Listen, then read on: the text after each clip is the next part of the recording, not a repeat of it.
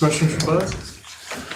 Coach, I got to ask you, after an impressive performance like that, were you more impressed with what y'all did on the offensive end or the defensive end? I thought that I really struggled. I think I mentioned it to you guys yesterday. After the odyssey that we were on through the Southwest states, I struggled on what was right to do with our team on Thursday. Thursday's 2 days before with the Saturday game, and we did something a little different. Our team responded in as mature a way as they have all season. I thought we were even better than normal. And 1 day before yesterday, I thought we had great energy at shoot around today. And so it's been 13 days since we've played a game, and the game was our actual fourth rep. And I thought that was visible in how we played on both ends of the floor tonight. I thought there was great connectivity, cohesiveness, symmetry, whatever words you want to use in those adjectives, not just offensively, but defensively. And I think what's happening is I think the young adults are holding the older adults accountable because they are receiving, understanding, continuing to execute at a higher level the game plan that the staff has given them. They're very accountable for their work, and you can tell that the relationships that those guys have off the floor are bleeding to on the floor. And so very thankful for the maturity that our guys have shown so far this month. You said there was great energy at the shoot around, but still, were you kind of surprised that they came out 15-2 and then 28-7? I think a little bit of it, to be honest with you, they were playing without Zero. Mm-hmm. And Zero, his usage rate as of today was 30.6. That's the second highest of all guards in the SEC other than number one at Auburn.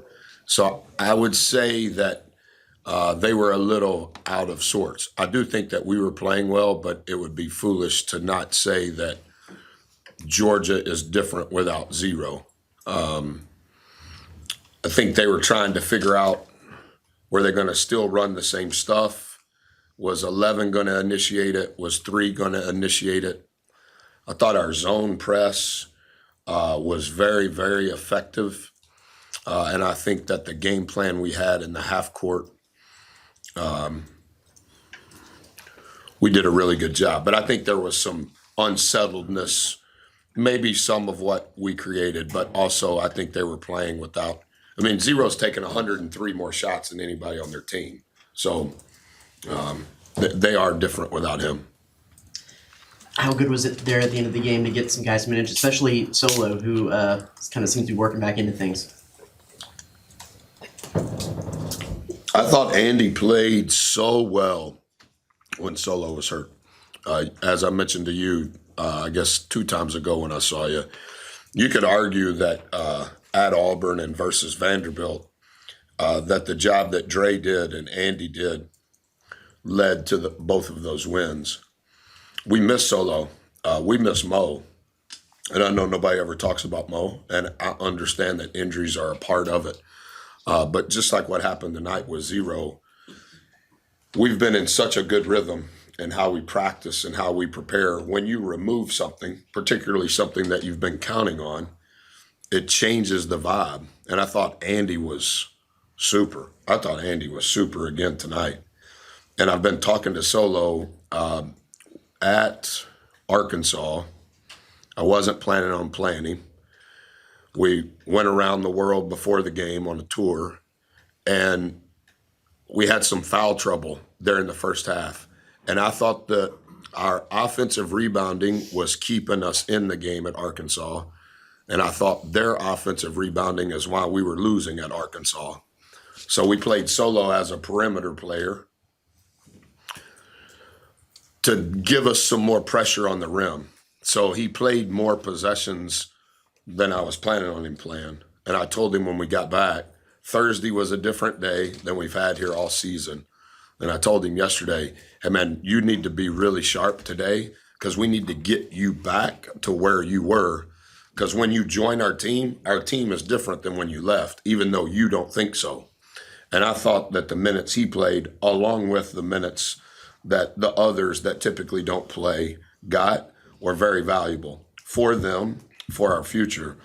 And then the guys that typically play more minutes, for them to be able to not play their typical minutes. I like both sides of that equation. And then for everything that y'all did well today, I know like about 9-minute mark in the second half, you called. Were you going to ask about our free throw shooting? No. Okay. It was good. You only ask when it's bad, Travis? Sure. Okay. The called a timeout, and you were a little fired up. What is that message? What was that message to the team, and adding a spark when things were still going good? Thank you. No, boosted feeling is I can't remember. He called the first time out of the second half. Mm-hmm. There was confusion on when I called our first time out. They thought it was the first time out. Is our ball side out of bounds? It was in the middle. There was 11 seconds left on the shot clock. Y'all were in the middle of a. Yeah, it was yucky. It was a yucky possession before that, and I subbed in somebody too.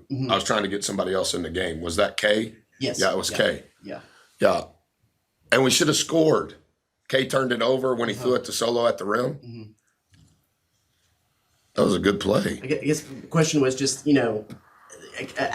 expecting keeping the bar high even. Yeah, absolutely. Yeah. Whatever all of the, I'm not trying to be Coach Saban. I'm not trying to be Coach Fisher or any other coach. I try to stay away from all those cliches, but the standard is the standard, the process, the this, the that, all of that. Monaco was talking about the baseball coach, the home plate, 17 inches, all of those things. The bottom line, without trying to be a coach, those reps are so valuable for those guys. And for those guys to get those reps, Travis, in February, that's huge, right? I thought the reps that Kay got in South Carolina, he played really well. The only basket Solo has scored in conference play was on an offensive rebound at South Carolina. He was shooting 16% coming into today's game in SEC play, and that one basket was the offensive rebound. So he doubled his total points in SEC play. K got to play. EP was tremendous in 3 minutes. I know you guys were shocked that he didn't pass. H doubled his numbers in rebounding relative to his average. And I thought Andy was – he took 2 charges. They took one away. He said it was an argument amongst the officials. One guy called a charge. One guy called a block. And so it was a double foul. I thought that only happened in the NBA. And it's their ball because of the possession. Maybe I'm wrong on that. I didn't have time to talk to him, but I didn't know that was possible in college. What'd you think of the free throw shooting? Travis, we're not being sarcastic. Not. We did well. We were first in the league in free throw percentage prior to Vanderbilt, right? But we may have been first even after Vanderbilt. I think just second. Brad always puts that in the game notes. We were second after Vanderbilt, and then a significant drop after 53% at Arkansas. Well, that helped our number then. TV questions? All right, anything else? Thank you guys. Thanks for coming, Logan.